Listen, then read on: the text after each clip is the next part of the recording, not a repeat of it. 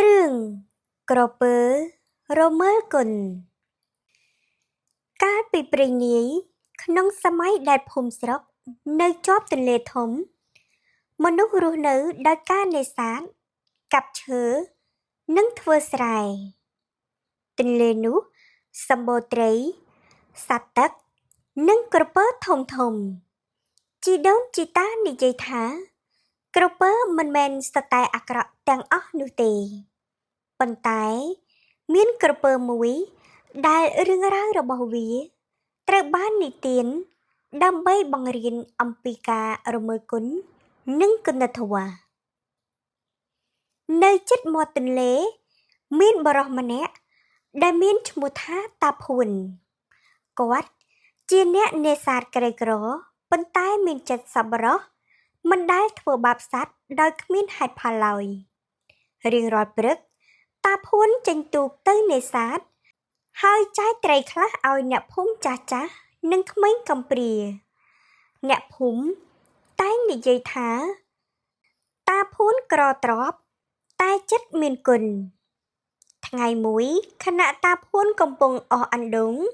គាត់ឮសំឡេងសត្វយំខ្សោយពីច្រាំងទន្លេគាត់ទៅមើលឃើញក្រពើធំមួយក្បាលជាប់អណ្ដូងដែកមុតប៉ះពោះឈាមហូរសស្រាក់ក្រពើនិយាយដោយសំឡេងស្រាល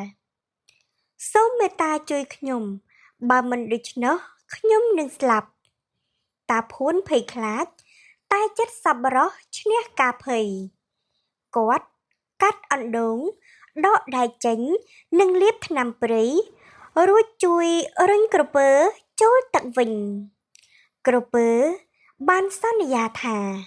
ថ្ងៃក្រោយខ្ញុំនឹងតបស្នងគុណបន្ទាប់ពីរបួសជាសះស្បើយក្រពើក៏ហៅតាភួនឲ្យឡើងលើខ្នងដើម្បីនាំទៅមើលទ្រព្យនៅជ្រៅទន្លេតាភួនជឿព្រោះគិតថាក្រពើនឹងតបស្នងគុណតែពេលទៅដល់កណ្ដាលទន្លេក្រពើប្រែចិត្តរួចក៏និយាយថា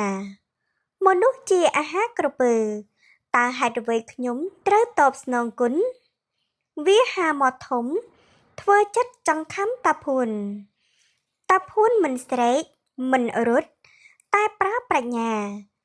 គាត់និយាយយ៉ាងដូចនេះថាមុននឹងអ្នកស៊ីខ្ញុំសូមឲ្យយើងសួរអ្នកដទៃមើលថាតើអ្នកខុសឬត្រូវក្រពើក៏យល់ព្រមពួកគេសួរត្រីធំមួយដើមឈើចាស់នឹងគោ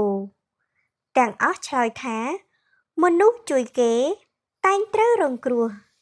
ក្រពើសោចដោយសេចក្តីរីករាយចុងក្រោយពួកគេបានជួបយាយចាស់ម្នាក់ដែលឈរនៅច្រាំងទន្លេយាយចាស់ក៏បានសួរថាតើហេតុការណ៍កើតឡើងយ៉ាងដូចម្ដេច